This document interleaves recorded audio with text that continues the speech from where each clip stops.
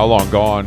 We're going to do it all. It is a extremely warm July day here in New York. I had to wear jeans earlier, which felt like punishment. But we've gotten some good news today, Jason. Okay, this is we had to wear jeans, but we don't have to wear shoes, or we don't have to take off our shoes, I should say. Look, of course I have pre-check, and I haven't, but you're a clear member as well. But occasionally, you travel with people who maybe for reasons beyond their control cannot get TSA pre-check or the scammer clear approval. Mm-hmm. So therefore, even someone like me, an advanced traveler, has to go through the line, and I have to let my dogs out in the line. And as a non-sock wearer, most of the time, I don't really want to be plodding around on the fucking linoleum of JFK. I mean, who bloody does? So, I guess that is a sweet thing that you do. Not only do you give your undocumented citizen wife the upgrade to first class every time, you also say, you know what, Shouty? I'm going to go through Gen Pop TSA with you. I'm not going to circumvent. I'm not going to go into my own separate one that's actually downstairs. There's no stairs or escalator. It's elevator only. The elevator is heated and cooled. Fiji water only. But yeah, I'll stop doing that and hang out with you and go barefoot at JFK. What a guy. People say you're a dick. I say I take off my shoes. I pull out my laptop. It's just a fucking, God. It's unbelievable really what's happening out there. But today I got an alert. I was with my friend Matt earlier, and I looked at my phone quickly. I saw the alert that it's the TSA is no longer going to require you to take your shoes off. So I don't know if this means America won or the terrorists won, but either way, the shoes stay on. It's all a bunch of bullshit. We've definitely spent billions and billions of dollars since 9/11 to police the taking on and the taking off of our shoes at the airport. So it's nice. Unless tomorrow somebody builds a bomb. The Hoka, 2001, the soles were not that big. So that was almost the Hoka 25. Looks like a bomb already. Almost 25 years ago when 9/11 was. Oh, Jesus. Never forget. So the Asics marathon runner shoes, the sole's 4 inches tall.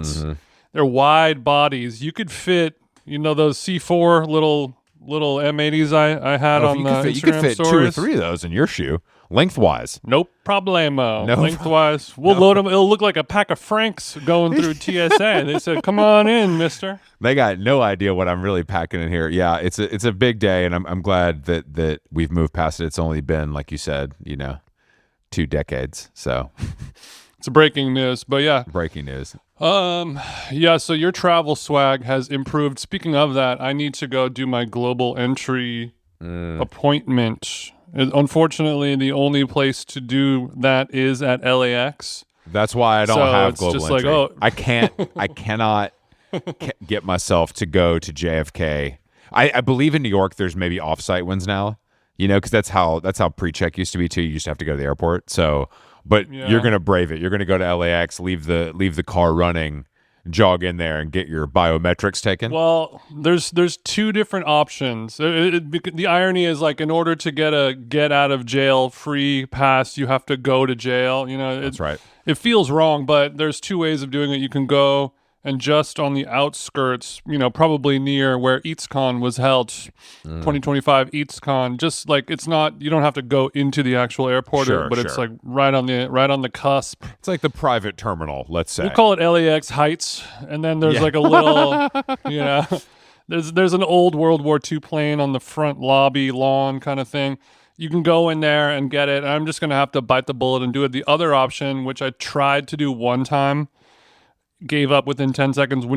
Once you land back in America from a foreign country, once you go all the way through customs line, the serpentining thousands of people, finally get through, then you're able to, instead of going to your house or your car or your Uber, you can go into a different line and then do a impromptu just a quick little meeting there. This little bop-in. Walk-ins are allowed, and then the wait for that is only, another 3 to 4 hours. Sure. It's a light. You're getting home 24 hours after you left. I know you just got back from Bali. you still got a little Waska going through your system, but let's do another line, and we're going to retinal scan you and make sure you're a terrorist. Got a little Waska left in my system. Sorry, excuse me. I realized, I think I've said this to you before, but I think the only time I've flown into LAX and had to go through customs was when we came back from the Edition Hotel opening in Mexico. Oh yeah. I don't think I've ever done it before, except for that one time, which seems crazy, but I do think it might be somehow worse than JFK, which is, I don't want to pit them against each other. Well, when you that specific run is definitely like, I'm gonna go here so the kids can do the little wave pool, and then we're gonna get the this and that. But it really is so I could buy 300 to 700 painkillers, Xanny bar, whatever. That's where it all goes down. And I've always been too afraid to do that. I understand that. It's sometimes you got to be afraid. I noticed that Orlando Bloom and Katy Perry were kind of on holiday together on a yacht. And some people are saying they're just co-parenting. Daily Mail's calling it a raw split, like a controversial. I don't know. A raw split is when my spleef breaks in half and I gotta kind of lick it and try to put it back together. Raw Splits, the new Wiz Khalifa mixtape, is dropping. It's dropping next week. But I thought it was so interesting that, like, bro, I don't care how many kids you have. If you just broke up after being married, do not get on that boat. I don't care if it's David Geffen inviting you. I don't care if it's Barry Diller. I don't care if this is a boat you used to hoe on at Cannes. You cannot get on that boat with your ex-chick a month after you broke up when you've been at the Bezos wedding with Sydney Sweeney. Like, you just can't do that. Yeah, it's not for a lack of childcare as well. There's more nannies on that yacht than the Laurel Canyon parking lot. It's staffed up. No pun intended. Staffed up. No. I mean, maybe Bloom was like, I just need a ride. Maybe he was transporting himself. Who knows? Well, another interesting thing about Bloom's resurgence, his re-bloom, is that he's been wearing almost exclusively Stussy chapter T-shirts, which is kind of the classic Stussy design that says the city name where it was purchased. And I think he's worn at least Paris and Tokyo, maybe a third, which just seems like an interest. I've never seen him wear anything like this in his life. Do you think he's having a midlife crisis? I mean, I guess if you're the kind of guy they're talking about, Bloom just ordering 911s off his phone because he's bored. Like, I think the midlife crisis, that is giving more so than, copping the $23 T-shirt. It's true. To me, it reminds me of I guess it's him trying to, signal youth, perhaps, with that. It feels like the modern day, like in the 80s and 90s, celebs would always wear the Planet Hard Hollywood Rock or Cafe, Hard Rock. Yes, the Planet Hollywood. Actually, the Planet Hollywood. You got to let them know that you're global. This Hobbit's global. Yeah, I went to the Stussy. I mean, I guess not to mention Bali again, but what is it? The monkey whatever, monkey head, potato head, the famous potato head. Alyssa Vengen, who has been on the pod, posted today that there's a picture online because Sofia Coppola did this event last night in Paris. A lot of people went to, like a gala type event, and love a gala. Romy Mars, her cool daughter, posted a picture of her holding hands with her boyfriend, who is the son of James Jebbia, the Supreme founder. Which feels like it could be too powerful to kind of continue into college. I don't know what you think. Yeah, do you mean it's going to burn too bright? It's not going to last. Yeah, I just think that is an incredible kind of New York City downtown private school pairing that I'm glad that we have heard about, but I don't know if they're in it for the long haul, is what I'm saying. I mean, hopefully it's just a fun little summer fling. I mean, it does feel Shakespearian, doesn't it, in so many ways. It's beautiful. It really is beautiful. It's like the two houses have chosen that their most eligible spawn should court and reproduce because the potential for collaboration is too strong. It's just too strong. Yeah, and the village shan't ignore it. Royal families that eat at Bar Pity have decided over a plate of rigatoni that they're going to try to get these two to procreate. But it's a little early, it's a little early. And actually, the interesting part is you've got the Coppola clan, which until Megalopolis was powerful and respected and maybe considered the overarching leader of the two in terms of financial status and power. And now that Daddy Coppola sold all his shit, sold all of his wine, dumped it into this flop movie, Jebbia is like, oh yeah, I remember. I mean, how much money did Supreme sell to fucking? Well, unfortunately, yeah, but VF Corp ain't doing too well either. But yes, I mean, Supreme, obviously, he made plenty of money when he sold it. I think somebody else bought it after that. But yes, yeah. James Jebbia, celebrity net worth, says his net worth is around $800 million. Not bad. Not bad. Not bad. I'll never forget. Francis Ford Coppola net worth. It was at $400 million before. Let's say he consolidated some of those funds into. Well, let's. But we need to 120. recognize. Yeah, he dropped 120 mil. What they're bringing to the table with the Coppola name and lineage is you can't put a value on that. Try to put a price on it. You can't. Try to put a price on that. All right, we do have a guest today. Pablo Torre is joining us. He is a longtime TV personality, podcaster. He used to be on ESPN. He wrote a great story that got turned into a 30 for 30 called How and Why Athletes Go Broke, which I remember watching. But he's got this new show, Pablo Torre Finds Out, which is kind of like right up your street a little bit, even though it's about sports. I feel like it's like the good kind of podcast. It's not all about sports, actually. To me, there's a show, that guy Adam Conover, he had a show called Adam Ruins Everything, where it's like a nerdy investigative journalism thing where he discovers blah, blah, blah.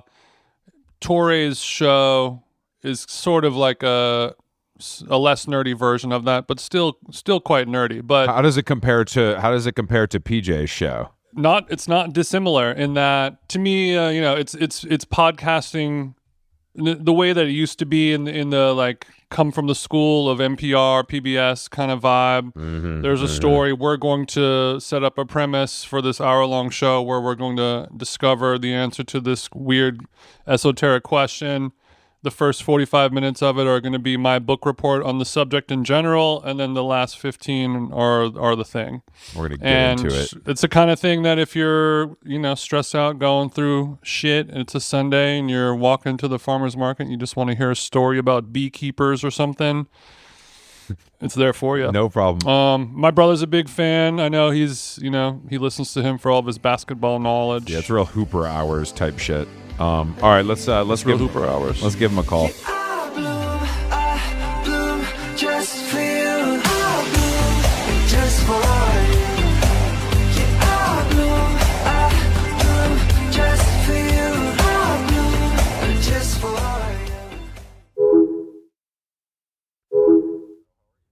What's up, bro? How are you?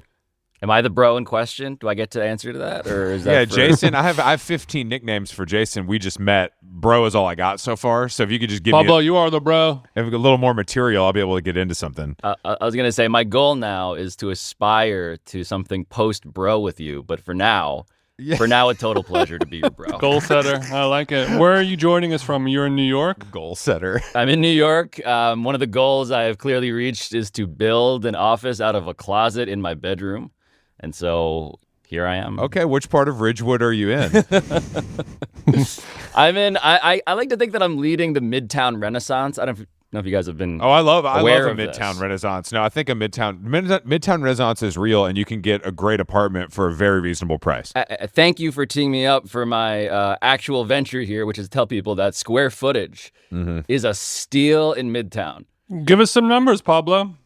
Well, I'm not equipped, legally speaking, to disclose those numbers, but I'm born and raised in Manhattan. I grew up in, and this is something that I need to stop and catch myself with every time I begin to say it, because I was born and raised in Murray Hill. Damn, and you're not even white. That's crazy. That is exactly. Jason, Murray Hill is maybe the whitest place on planet Earth somehow, whiter than parts of. Like the Midwest. Do you think that if you didn't grow up in Murray Hill, you would be less white in your adulthood? it's a great question that I contemplate all the time, Jason. Well said. What I reckon with is that Murray Hill, where I grew up, is a place where, as Chris was alluding to, young consultants go to vomit. Yeah, like that's the literally, sidewalks. That's what it is. It's people. Oh no, truly, it's people who are going to live in New York for 2 to 5 years after college to drink. Like that is who lives there. Yes.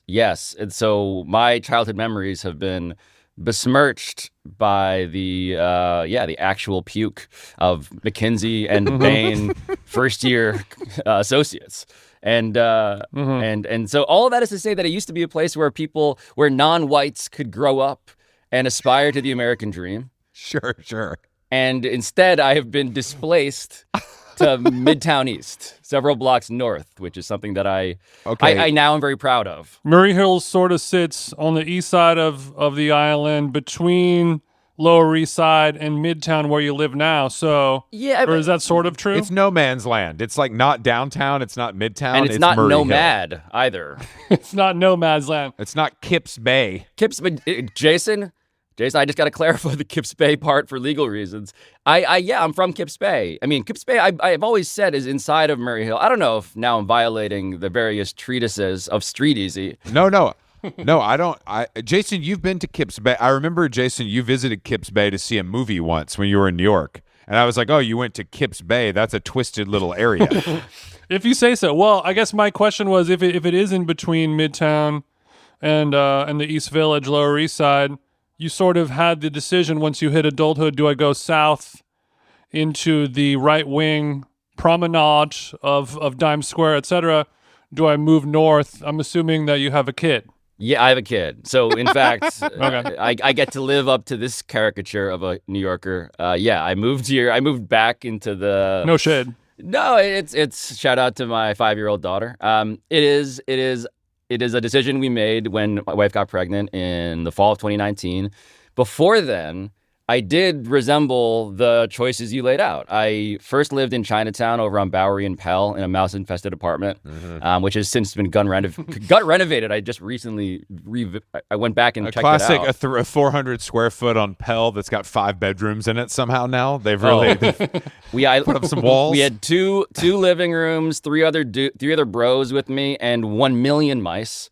I presume it is now about $10,000 a square foot. I want to ask for clarity here just because it makes a big difference. 2 living rooms? Mice or rats? We're talking mice in our apartment. Countless have killed mice with these hands I'm waving irresponsibly on this call. But rats, of course, on the sidewalk down below. Sure, yeah, of course. I just think I think there's a very clear distinction because a rat in the house is crazy.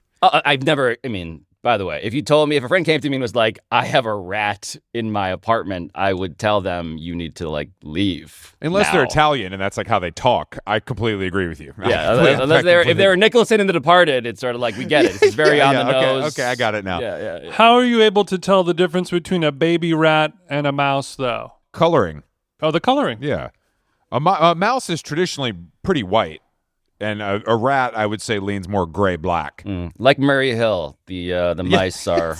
Yeah, it's a clear distinction. But do your parents? Why do you think they settled in Murray Hill? So my parents worked at NYU. My parents are from the Philippines. Came over to this country to have me. I was born here. First one of my family born here. They worked at NYU. Hell yeah, brother. That's right. Show us the passport. Let's go. Well, I shouldn't for legal reasons these days.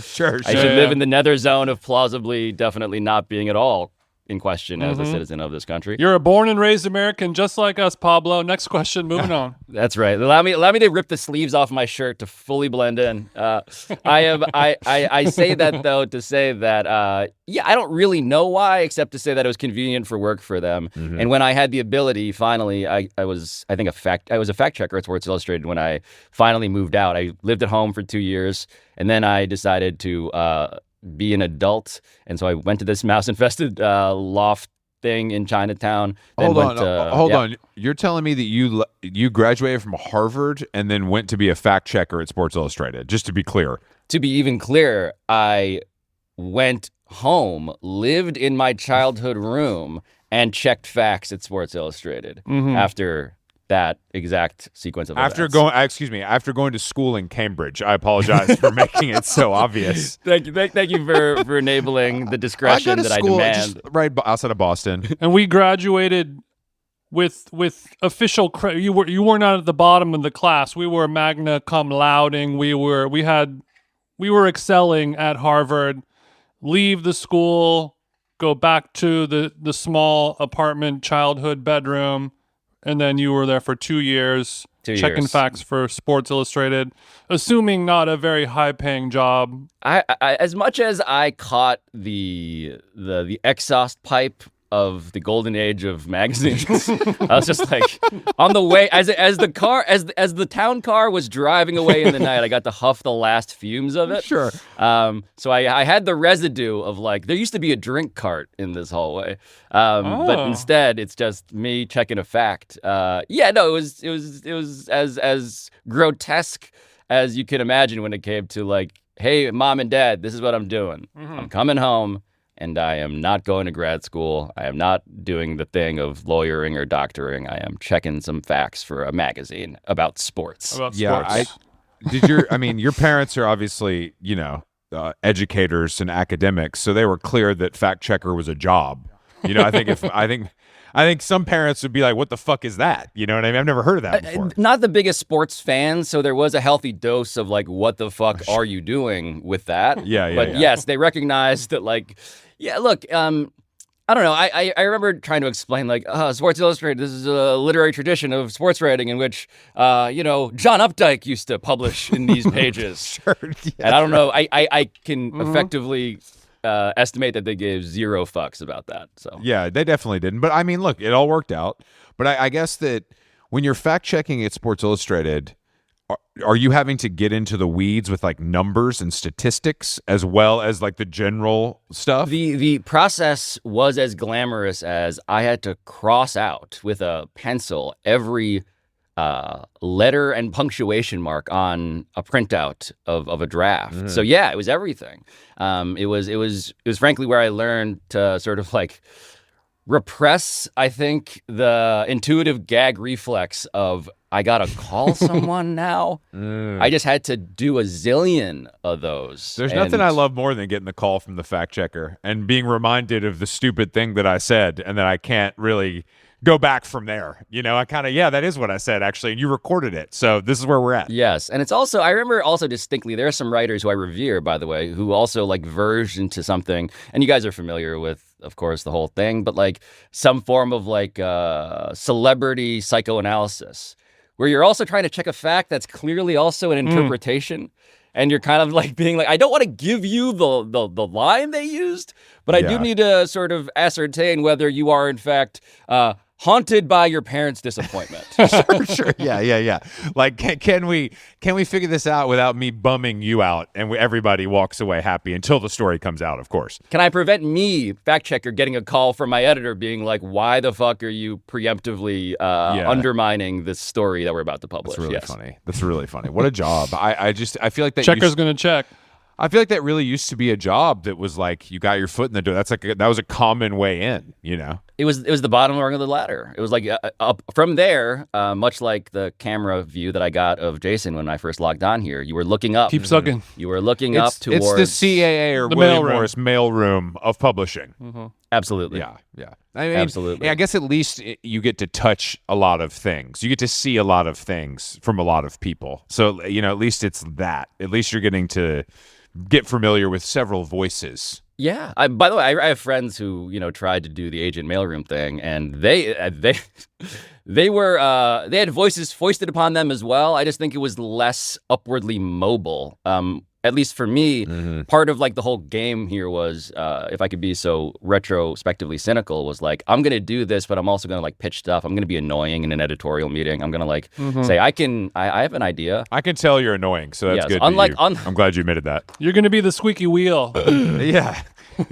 I think that unfortunately, I've glamorized the Hollywood agency mailroom to the point where I like regret not doing it, even though I know it's awful, and I'm not really a glutton for punishment like that. But I do think there's a sort of badge of honor you get from doing that, especially in the heyday. Oh yeah, like my God, like what it would have been like if only I could have been yelled at by Harvey Weinstein back in. Look, as far as things that Harvey Weinstein could do to me, I think yelling is the best case scenario. Touche. Best case. Yeah, but if he yells at you, then you might get that best supporting actor role, Chris. So yeah, exactly. Do the math if it's worth it. Do you think that now the fact checking role has sort of been replaced by Grok? It sort of has been in my life. Yeah, I think anecdotally, it's funny that both of the sort of like sliding doors possibilities in front of me. I was going to go to law school, probably was almost definitely the thing I would have. You fucked up. I mean, truly. But except for the fact that I believe Grok or any of these LLMs, they are actively also just eating that. So anything that resembles like document analysis, I think. However overly confident these decision makers are about how we're going to replace humans doing document analysis with AI doing document analysis. Certainly, I think the first place you start is like, hey, do this immediately, actually, and yes, seemingly that's better. I wanted yesterday, and they're like, okay, I could literally do that. I think I'm going to start saying when I'm reading a book, instead of reading a book, I think I'm going to say I'm analyzing this document. I think it sounds a little more profound. I'm analyzing and synthesizing. I'm actually I'm doing both. Doing two things. Grok? I feel like Grok comes up a lot, Jason. Grok is only on Twitter, right? I think so. But you might be able to Grok outside of X. Can you? Grok, can you Grok outside of X? The Grok thing, as far as I've never Grokked outside of X. I've never Grokked at all. I must confess, but part of like the kink of Grok seems to be that you have to do it in your timeline. Yeah. Oh, you have to like see it. Okay, I see. It has to be. So others can. You're sort of it's an exhibitionism of your most intimate inquiries, as far as I can tell. Yeah, but it is a nice little, and it almost feels necessary as AI images and fake news stories and fake everything is going on. It's nice to have that little Grok at the bottom of something to let you know, like, no, this video is actually from 7 years ago in a different country. It's not, what happened last night or whatever. It's nice to know because, our generation and older is pretty much unable to really tell if things are real or not on the internet anymore. Yeah. And we need the Grok, unfortunately. Well, how do you use AI in your content creation right now? I mean, not nearly as much as I probably should, given how often I hear about people using it very effectively and saving lots of money. I have sort of like inadvertently with this show that I host, Pablo Torre Finds Out, I have a small staff of people instead of a staff of AI bots. And if they're listening... Oh, you don't say. You're old school. You hire human beings to do the work? I've unfortunately inefficiently relied on humans to simulate what it was like to be, someone who, I don't know, analyzed a document in a way that took a lot longer. But in all honesty, the thing that it does help with is two things, actually, is like, and I don't know how... effective this is, so I do always have a human on the back end, just like make sure, hey, check this, make sure it's good. But like translation, incredibly effective, and then some form of like document analysis, aka as Chris points out, reading, in which it's like, here's a 500-page PDF, please pull out all the excerpts that involve this search term, and that has been helpful. Yeah, no like illustrations for social media. We have a human assets. We have a human who does that, but I have played with it and have been therefore disappointed by it. I think you can get away with it, and no one can really know the difference at this point. I don't want to claim like I'm doing farm to table podcasting or whatever the fuck. I just know that I have found it when I've played with Midjourney, and I did for a while pay for like the monthly version or whatever. Got enough credits to generate. Hey, give me Bill Belichick, on a dais, wearing a tuxedo or something. It's not great.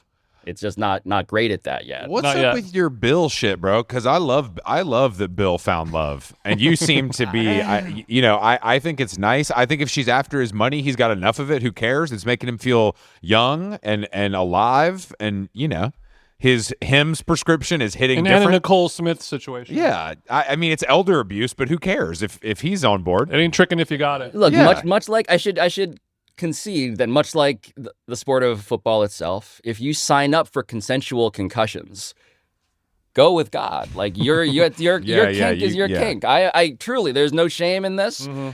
Where it is fascinating to me and worthy of my certainly not moralizing, but my raised eyebrow and I would say investigative journalism is like, why is it that you were one way before and now you're the opposite now? What are the decisions that you make that are so different now versus when you were the coach of the Patriots, the head of the Patriots, and why?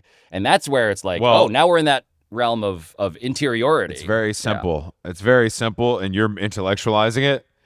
He was using his brain with the Patriots, and he's using his dick with this young chick, and those are the two things. That's the clear and present difference. So what exactly was it? What was he doing before that he seems to be contradicting now with his dick havery? In the realm of dick having, Bill Belichick is a bit of an archetype. He was. Well, no stranger to the game. Are you straight? I mean, look, I'm a dick haver. I don't really possession. I don't put labels on it. By the way, Chris, reminded to tell your dick story that you told me in between right before when we were talking. Remember? Okay. Carry on, Pablo. Sorry. Put a pin in Chris's dick story for me. I also want to hear that. I believe. Well done, You have Pablo. no idea. Well done, Pablo. Pablo knows exactly what he's doing. Sorry, go ahead. I always regarded Bill Belichick as, frankly, a dick. He was an archetype of being. He was, in so many words, America's emotionally withholding dad. He was Mr. Do Your Job, Mr. No Distractions, Mr. I will bench my best cornerback in the Super Bowl because he was doing something that offended our team culture. He was disciplined. He was Mr. Sun Tzu, quote, hanging on the wall of his office. He was just that archetype. And he was incredibly private and incredibly antagonistic towards the media and had no interest, actually, in being a public figure. He kind of lived in defiance of it. All of this sounds so cool. I got to say, first of all, this whole personality is sick as hell, and we need more of that. And then you're saying somebody was like, I bet you never had somebody suck it from the back, and now... Exactly. A full rewire the DNA in his body. All of a sudden, he's changing the will. That's how serious it was. The smile muscles on his face were awoken after decades. But Pablo, as you describe his personality as kind of a no-nonsense sort of leader, the reason people are okay with that is because he won. Yeah. So you can be as much of a dick as you want if you continue He'll to bench win. the star player, and he'll still win the game. Also, if you're from Boston... and he just pulled your chick. But yeah, Boston loves dicks. That's like what they're built on. That's the culture of They Boston. run on dick. They run on dick. Yeah, the center of the Boston ideological Venn diagram is its campus liberalism and its assholery is love of dick. It's a crazy combo, but I think that you're right. I think that really is the two things. As someone who went to school outside of Boston, I can personally verify this. No, sure. I took the T in sometimes, but it was mostly in Cambridge. So That's right. The thing about Belichick, though, is, yes, he was, by the way, this is the great man theory of sports, right? Like, you are the leader and might makes right. He was by the way, I bury the lead here, arguably. This is the greatest coach in the history of America's most popular sport, right? And he won in that way such that everything got reverse engineered to be a strategy. Oh, that I could see. be Like, sort of, like this might just be this guy's personality, but we've intellectualized and picked it apart as a strategy as opposed to just like an approach to life. He's just doing him. to Jason's point about this rules. This whole doing him, being a dick to the media. And by the way, I'm not here because I am weeping for all the mean things he said to reporters in press conferences, many of which, by the way, I'm sure asked dumb questions. That is not the fainting couch I'm choosing to collapse onto. It is merely the idea that this guy was so aggressively one thing and was effectively, by the way, undefeated in press conferences in that way. He was weirdly, he was so uncharismatic that he became charismatic to that description. It was like a thing that people admired because he won, because he was so consistent with it. And because, again, tattered hooded sweatshirts, aggressively uninterested in. Yeah, he's a style icon. I think that goes without saying. Certainly. So it's kind of like if like Adam Sandler just started fucking a 24-year-old chick out of nowhere, and it's like, it's cool, I get it, you're old, you could do whatever you want, but this is just something feels off here. And maybe Bill's like, I worked hard my whole life. What are you gonna do when you retire? Get my dick sucked by a 24-year-old all day. Versus like, I'm gonna pick up pickleball. I think she's 27, and I think that first of all, the Sandman is doing the same thing. It's just on the low. And I think that Bill, I'm proud of Bill for kind of being out and proud, being like, I'm an old guy getting taken advantage of, and I don't give a shit who knows it. So as a fact checker, she is 24. Okay, my bad. How dare you? How dare you? Damn. Okay, 24, and how old's Bill? 72. I believe he's 72. All right, look, there's a gulf there between their ages, but but that's not the thing to me. I'm with you guys. Like, I'm not here to yuck their yum. I'm not, whatever. Like, sure. That's not the first relationship with a vast age gap. It's not independently interesting either, even if it is funny, objectively, for reasons that the math would indicate. What I am saying is that when Bill Belichick, to Chris's point, when Bill Belichick stops winning, and he is no longer allowed to remain the leader of the New England Patriots, and he is effectively thrown out of the NFL, he has to figure out, what am I going to do with my life?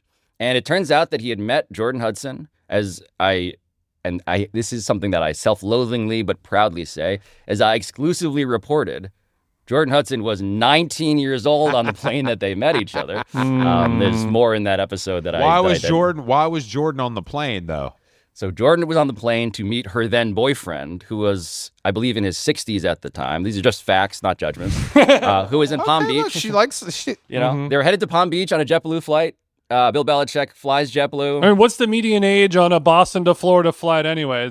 It can't be sub 50, right? I would say that, yeah, Jordan Hudson is a dot on one side of the graph. Yeah. You're saying that this wasn't a private flight? This was a JetBlue Mint?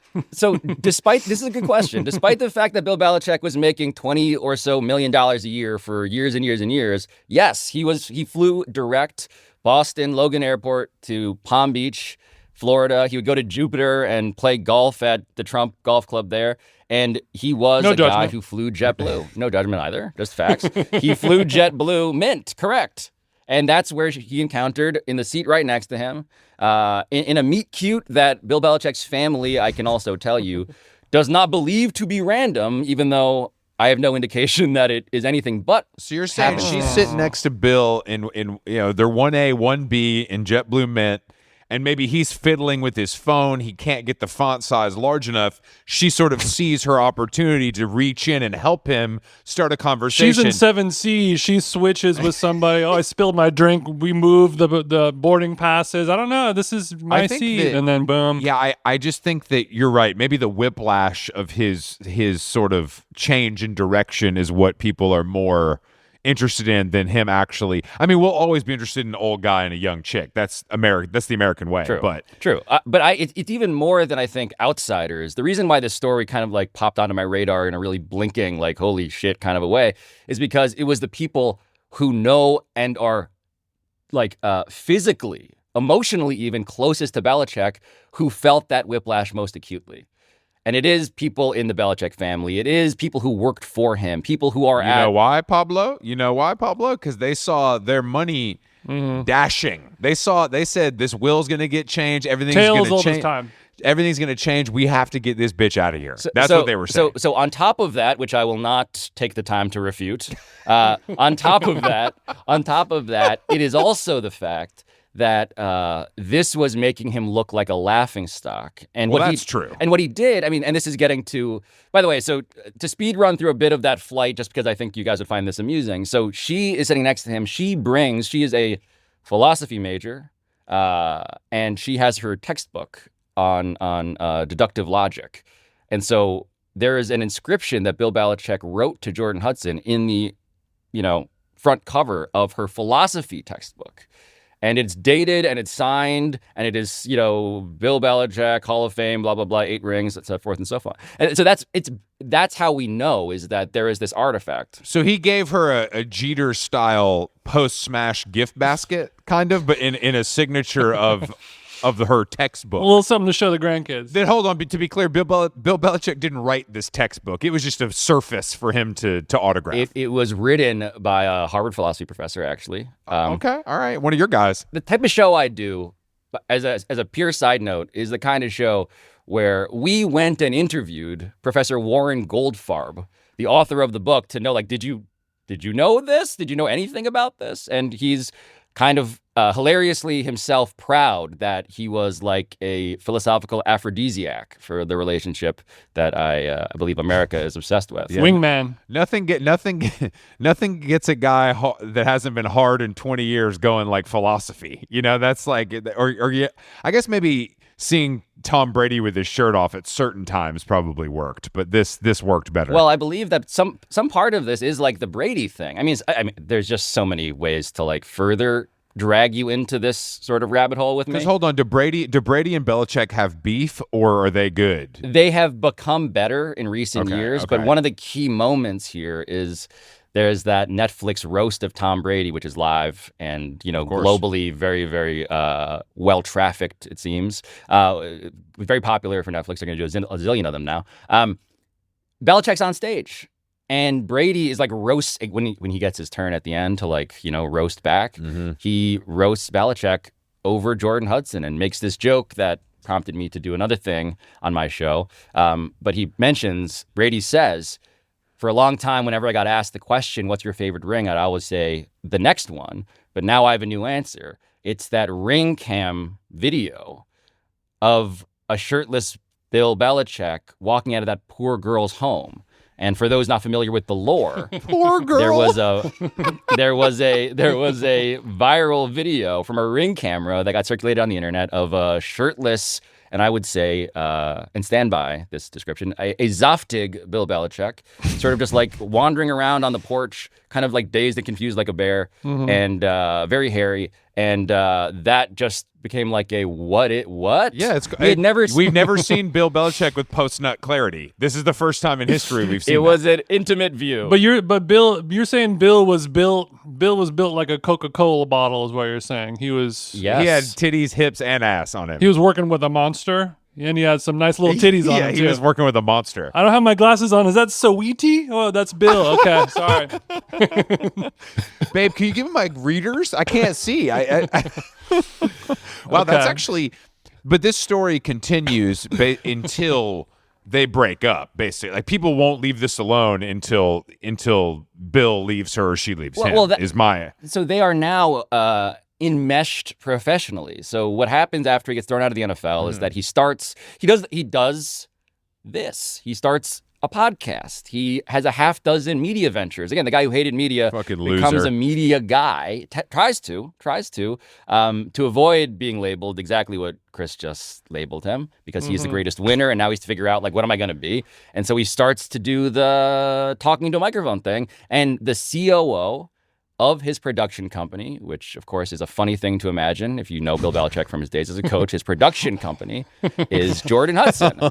And she's functioning as his agent. She is the person on set. Because that's why she stepped in during that interview and made them stop, and then it was on camera and people lost their fucking mind. Yes. So this is all explaining the CBS Sunday Morning interview, which is also for anybody who's fluent in like media. Unbelievable. The funniest unbelievable stuff. Possible scripted set for that interaction is CBS Sunday Morning. One of my favorite and crotchetiest kind of TV programs.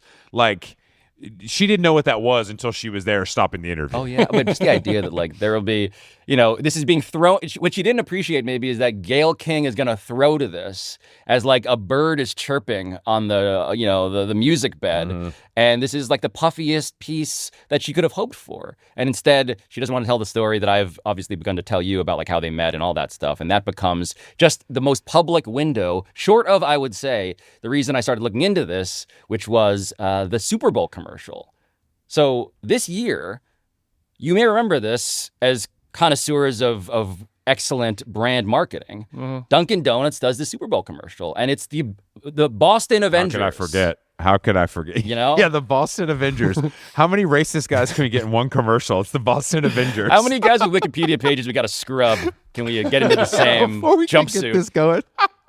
No, so it's them. It's the Dunk Kings, right? And it's Affleck and Damon, and both Afflecks actually, and Damon. And I had learned that the person, and so they want to book Belichick, and the person that Affleck and Damon needed to go through to get Bill Belichick, the favorite coach of their favorite football team, is, it turns out, this Jordan Hudson character. I do not want Ben Affleck calling my chick for any reason. Who was probably 22 at the time. I'm sure Affleck and Damon have children older than this person, and they have to go have a meeting and say, is it okay if we talk to your boyfriend on the commercial and give him $8 million for a half an hour of work? Well, and she's like, Well, what she says as she, Birdman hand rubs is actually, I, Jordan Hudson, want to be in this thing too.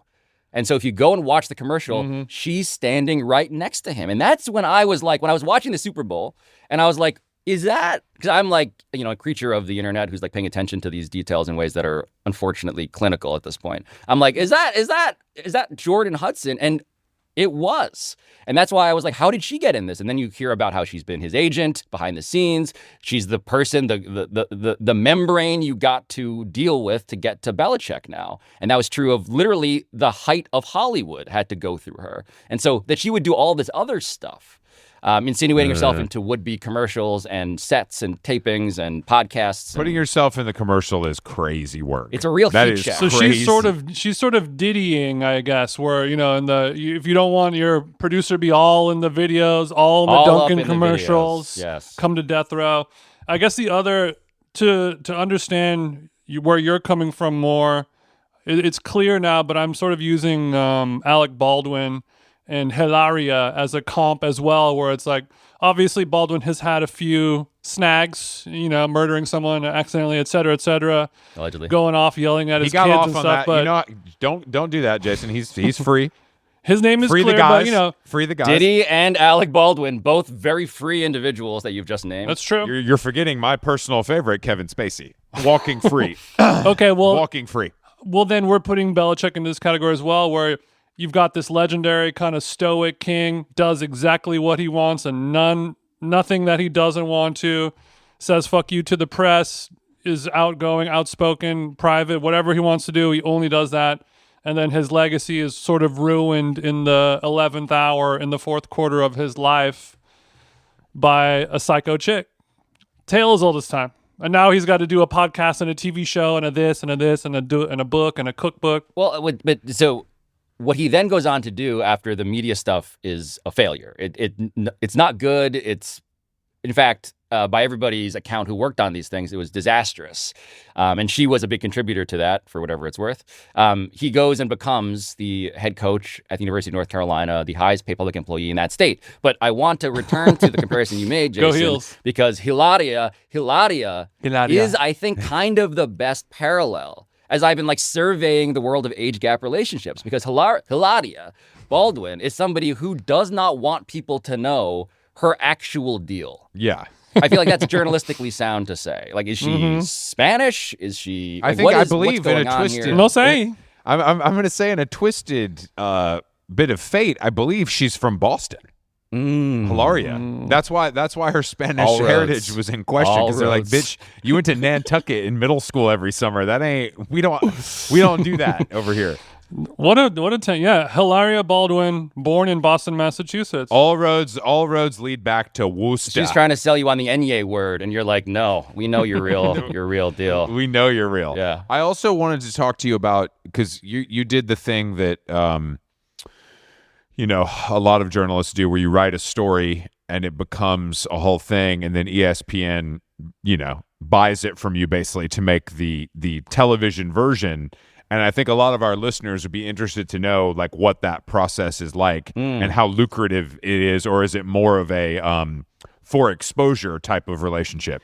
Yeah. Are you referring to when I was at Sports Illustrated, I wrote this story called Broke, or How My Athletes Go Broke? Yes. Because I saw I didn't know you then, but I remember watching the 30 for 30, and it's a great story and it's something that you heard whispers about forever. Yes, like those facts. It's a known thing. But I think that like the process of taking that from a Sports Illustrated story, like how much, how involved with Sports Illustrated, how does it work on the back end? So this is a really funny question that no one has asked, but has, I think, a lot to it, which I am actually very excited to just sort of describe for people who are curious. I should preface this by saying that I am now friends with Billy Corben, who's the director of Broke, who's done Cocaine Cowboys and all this other stuff, and he's terrific. Yeah. But what was very funny was that, so I write this story for Sports Illustrated called How and Why Athletes Go Broke. It's a 5,000-word story. It's, in fact, the story I had been pitching as the annoying fact checker in that story from before, where I was like, I got something for you guys. And I'm like repeatedly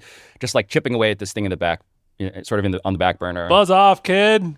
We got female lacrosse on at 3. Yeah, exactly. Sound of typewriter clacking, and I am like thrown out of the office. That's truly like more or less what's happening. But I provide this thing, and I've exhaustively reported it, and it becomes like one of the most trafficked stories in SI.com's whatever, like tortured online history.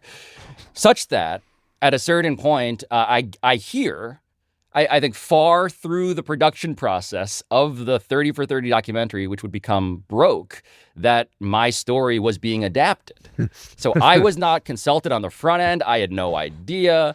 I was frankly kind of like aggrieved. When I heard about this, I was like, what the fuck? Like, this is clearly based on this thing that I toiled on for less than $40,000 a year. This was something that it was like my only baby. Y'all really, got to break me off something. I'm barely getting by. Y'all got to break me off. You did good, kid. Give us another one. What else you got? No, so it was more or less, it was like that. And at this point, this is now getting into 2012. I'd written the story, I believe, published it in 2009. And so by this point, as the production process is proceeding apace, it becomes clear to me that Sports Illustrated was not involved at all. I was not involved, clearly, at all. But 30 for 30 was really excited about this. And Billy Corben was directing it. And it was funny because I remember there were two things happening at the time when I was eventually asked, would I want to sit for this documentary about this story that I had written, which was, again, an insulting You're premise. like, yeah, I would. Actually, I have a lot to say. Yeah. How much time you guys got? But it was number one. I was, and anybody who's made a documentary knows this. At a certain point, you bring in like the talking head journalist for exposition, where it's like, oh, we gotta like bridge this thing between these two things, and like we need someone to like say facts. Let's get one of these fucking nerds in here. Let's get one of these pencil pushers in here to let this thing truly move this thing along. I realized, I'm playing that role here. So I can see the utility of it. And also it made clear why I was being brought in like towards the end. Was like there are some holes to fill. So you're saying to me that you're not the filler. You're not involved in this at all. They basically take your story, turn it into a 30 for 30. At the 25th hour, they call you to fill in some blanks, and you're like, "Fuck it, I'll do it." Well, here's the second thing that was happening was that and I don't think that this was at all coordinated, but parallel to this in 2012. Where I am in my career is that I am simultaneously being offered a job at ESPN. And so I'm being hired to work for ESPN the magazine and to do television for them, which I would do for the next 13 or so years. And so what was funny was that what would have been like a real soapbox of grievance for me to climb onto and perhaps litigate. I can't fuck up my new gig. I was like, my new gig, I'm actually going to get broken off something. And so I was actually quite happy that I got to get paid and get a new job and also make them happy on the film side. And 30 for 30 was good to me after that and all that stuff, but wasn't great on the front end, admittedly. That's actually, I didn't know that was, I mean, I guess it makes sense because technically Sports Illustrated owns the story, so they don't have to ask you for shit. But usually people want to go about it the right way and at least like have the blessing. And they were nice enough to throw you some lube before they fucked you. That's crazy. That's a crazy. Not everyone gets that. That's a crazy story, but I guess it worked out because, like you said, you ended up having like a long-term relationship with ESPN. It was sort of like they lubed me up on the back end. Let me use this as a teachable moment because there's a lot of like everybody's stealing from me vibes on social media. And I think that maybe our generation is a little bit like, at least me personally, I'm like, no one's ever ripped me off because I've never had an original idea, neither of you, is kind of the way I look at it. Also fair. But fair. But I like this. I like that you had the sort of foresight, whether it was on purpose or not, to be like, you know what, this is not worth it because there's something bigger for me in the next year, and I'm just going to hold the line. And it worked out. I think one market inefficiency, which is very perhaps unsympathetic to advocate now, and maybe we have the luxury of having existed long enough to say it, but you should play, perhaps true to the name of your show, the long game. Like, I'm not, like, I guess I could try and, like, get whatever I can now and burn a bridge, or I can see if I can use that bridge to... Yeah, getting $25,000 from ESPN one time and feeling good is not as good as being on TV for 13 years and cashing those checks. Yeah, I would have, a Twitter thread in which people feel for me. But I'd rather... But I think that's what a lot of people are looking for, and that's what's fucked up about the times we live in, is that, like, it's about that instant gratification. And I'm guilty of it too. But I think about this, there are lots of it's funny to see the world through this lens because, and again, now working in independent media as you guys do, the question is, like, how do you gin up public reaction or sympathy or, frankly, money? And the whole thing of, like, can I be, and again, God, I sound like fucking a real bootstraps immigrant parent now. But the question of, like, how can I be the sympathetic victim in a story? It's like, yeah, guess what happened to me at my media job? It's like, you can do that at lots of moments, I think. Every day I read that. Every day I read how unfair this industry that I chose is to me because I'm not good enough. Maybe it's because I came up, again, huffing the exhaust pipes of black town cars outside the Time Inc. building. But, like, yeah, we chose this. Like, there's, again, consensual concussions, right? Like, we signed up for this part, too. I was not promised anything but feeling embittered, frankly. All I looked at was people feeling embittered. Yeah. You chose it because it was the only path out and into what you wanted to do back in 20 years ago. Same thing as the only way to become famous is get a music deal or sign to whatever. And now, thanks to independent content creation, we can just, if you're an IP machine and you got a new story every week, why give it to some other company and maybe they're gonna fuck it up, blah blah blah. They don't care as much as you do. You can hire a few of your friends, get the Grok fired up, and you're doing the whole thing yourself. And if the IP goes, then the IP is yours. I wonder if if those stories are being mined on Substack the same way they're being mined from, like, New York Magazine or GQ. You know what I'm saying? I wonder if that's happened yet, because I don't think that sort of, the problem with Substack, one of the many problems, is that it's not really a home for some of that rigorous reporting. That's not what it is. It's more of like a journal. And it's that stuff is less valuable as far as IP goes, I think, than sort of the stuff you're talking about. I think it's changing. I think that's the original sort of feel for it, but I think now there's a little bit of everything. Oh, there definitely is. I just mean that, like, there's no, like, history of this, so it's going to take longer, is what I'm trying to say. Like, the history of, like, we optioned a book or a magazine story for a movie or a TV show is sort of like how the ship was built, and now there's this new thing where it's, like, a little bit harder. Honestly, it's probably harder because you have someone that's independent that thinks that they're God's gift to the earth, and they want $100 million, whereas, ESPN was probably like, or Sports Illustrated was probably like, yeah, give us $20,000, we'll make it work. So oddly enough, and sorry, I'll let you talk, Pablo. Oddly enough, doing the New York Magazine story for $1,000 is playing the long game compared to putting it behind a paywall and making $30,000 a month on Substack and not having it turn into a big book deal or a movie deal or something. Well, so you just went where I was gonna sort of, like, go, which is the trade-off between paywalling and not is always just about, like, do you want, again, they call it the funnel. Do you want the potential audience for your shit to be as big as possible, or do you feel comfortable with the audience you've already acquired to just give you money directly? Which is why I would call it my decreasingly original theory of the future of media is simply that we're all OnlyFans. And the question is, like, how much longer you want to fight that before you just realize I have X people who will give me Y per month, which is more than they would pay, by the way, a publication which offers, many, many multiples of tonnage of content. I don't even have Wordle on my shit. Not tonnage. Not tonnage. Yo, bro, they offer hella tonnage over at the New York Times. You're right. You're right. It's like, no, you're absolutely right. No, but that's it. And so it's just sort of like, and which now speaks to the incentive structure, which we were just describing, which can be unfortunate, which is support me because you can basically hear the Sarah McLachlan underneath my words. I need you to live. And that can create an incentive structure that is perverse and frankly, inimitable or inimicable. Perverse both ways. But in both ways, it is not what and how I came up through whatever. Not to sound like uphill both ways to school, but like no. I mean, I think you're absolutely right. It is like a choice you make. Like, do I want the most possible people? Do I want to convert people, or do I think that the dedicated, the few, the proud are enough to keep me going? Am I willing to refuse some loads, or is it no loads refused? Exactly. No, exactly. I mean, and that's what I just don't think that.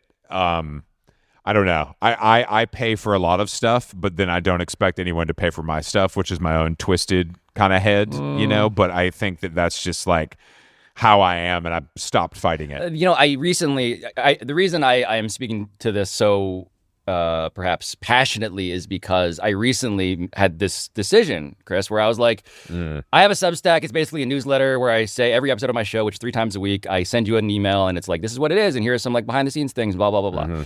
And at a certain point, I realized, as I am in this independent, Hobbesian, like whatever, state of nature, like I should just I should do the thing that people have advised me, which is turn on the paid option.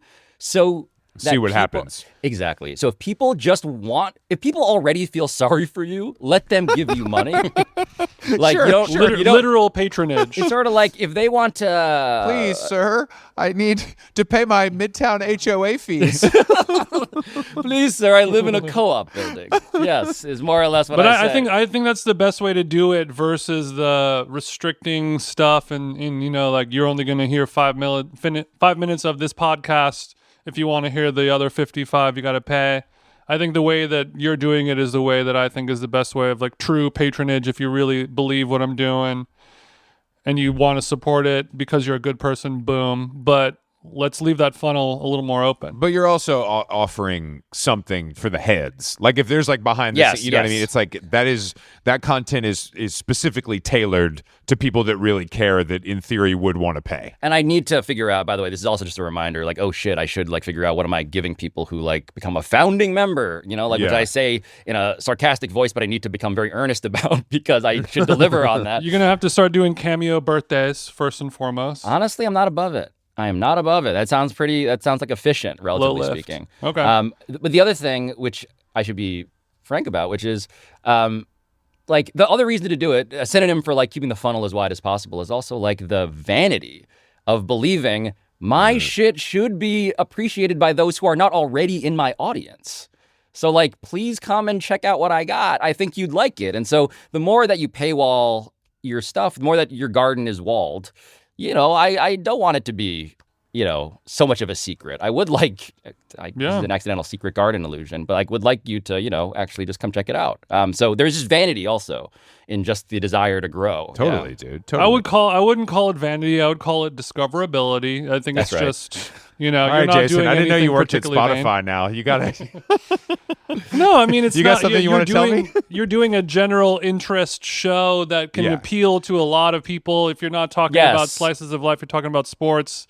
It's for everyone. A liberal arts version of sports is how I do it, which is like we'll talk about, if you've listened to me talk enough on this episode with you guys, then I listened to the bird watching episode this morning. I appreciate you doing that. Thank you. I didn't listen to anything. I think that you're great. I Thanks, think Chris. that you what you're doing is much more appealing to a wide audience than like what we're doing. You know what I mean? I think like truly not with that attitude. No, but I just think that it's just two different things. It's not like we have a pretty wide audience and we're happy to have it and hopefully it continues to grow. But I think that like you're right, a liberal arts approach to sports, that is a huge swath of society. Which is why sorry for interrupting, when I texted my brother, hey, do you know Pablo? Let me know, whatever.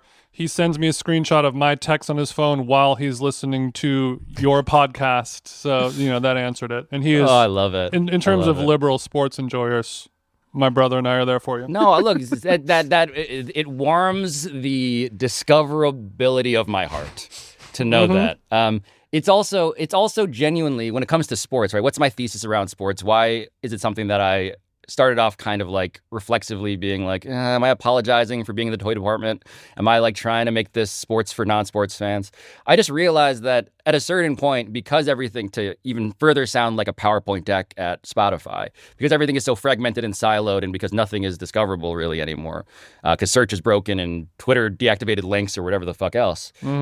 Sports is just this, and I say this all the time, it is the closest thing we have to like anything vaguely monocultural. And so if I can use these characters that you may be vaguely aware of as if I'm, Disney rebooting The Mandalorian, like, hey, you heard of this thing? Here's another thing you might enjoy. Well, like, that's something that I should probably strategize around as opposed to, like, apologize for. I mean, the Bill Belichick, I don't give a fuck about football, but I know all about that story. Because it is like a general interest in a lot of ways. Yes. And if you want to follow some of those threads, I'm sure you can get deeper into it. Yeah, when I was listening to the bird watching episode, you probably had a dozen sports analogies in there, a dozen, this is your Jordan v. Bird moment or whatever it might be. I just made that up. I was going to say, I should have used that, actually. That's a real mistake on my part. It seems like the most popular podcast or any media thing is, the sports analogy is going to move the most needle or, move the most chains, I should say. There you go, Jason. Wow. There you go. You're getting on.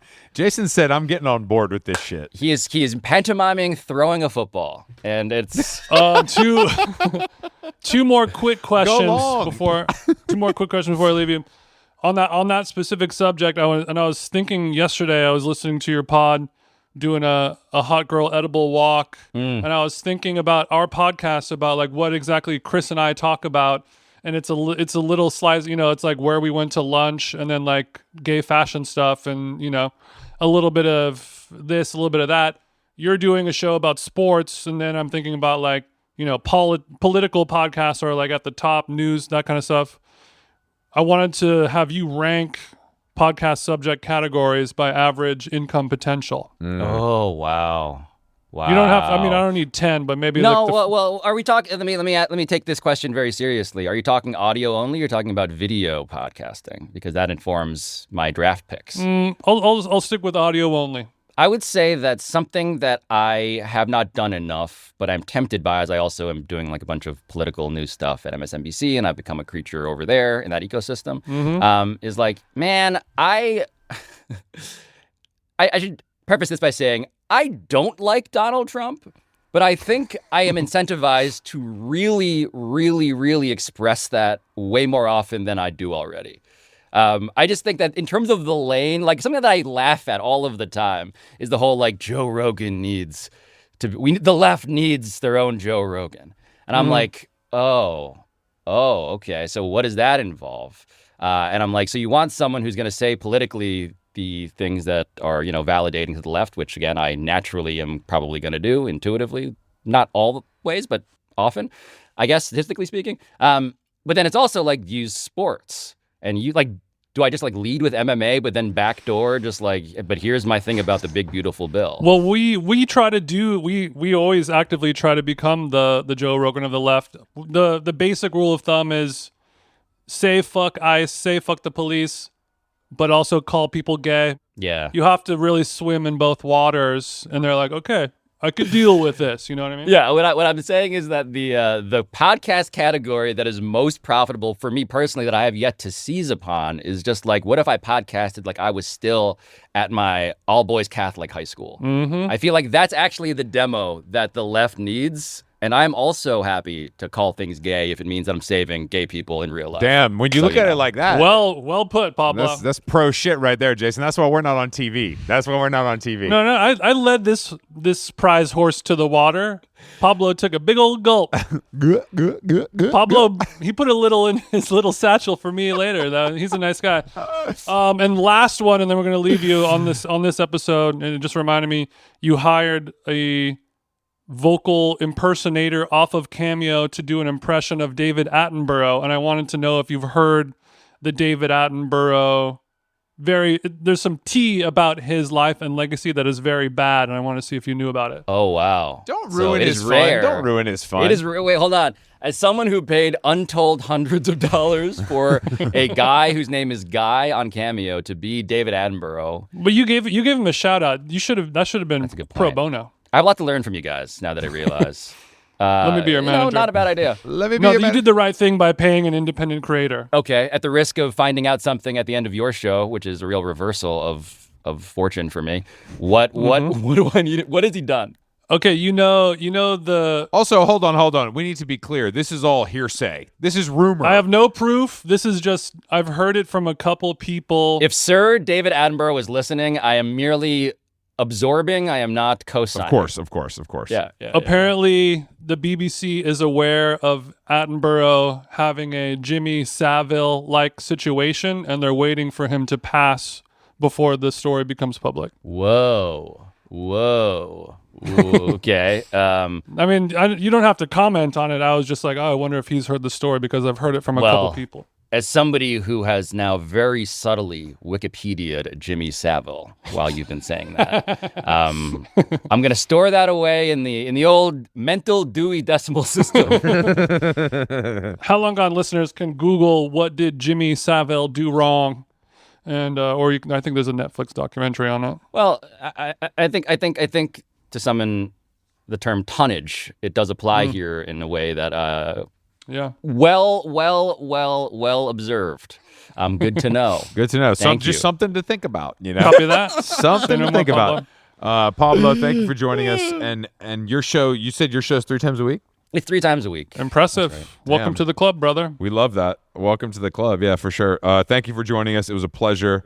You guys go listen to Pablo's podcast, pay for his services, whatever those may be. Follow him on Substack. Yeah. We appreciate you taking the time. You're a good podcaster. The time just zips by with you, so we'd love to have you back on again one day. Love a pro. Anytime I listen to you guys, and it's funny to go from parasocial creep to participant. So thank you. Yeah, participant creep. Yeah, it's great. As long as you listen to the ads, nothing creepy is going on at all. I don't give Pablo. a shit what you do. Yeah, I don't care. Let me tell you guys, the Pablo Torre Finds Out promise is that I will always listen to your ads. Thank you for that. That's a big and that's a nice cosign. We need that from you. Even the DraftKings ad? especially your incredibly credible DraftKings. He's like, I need a little hit of DraftKings. I can't do it myself, but I need a little hit. So I want that old thing back. All right, Pablo, thank you for taking the time. My pleasure, guys. Time casts its spell on you, but you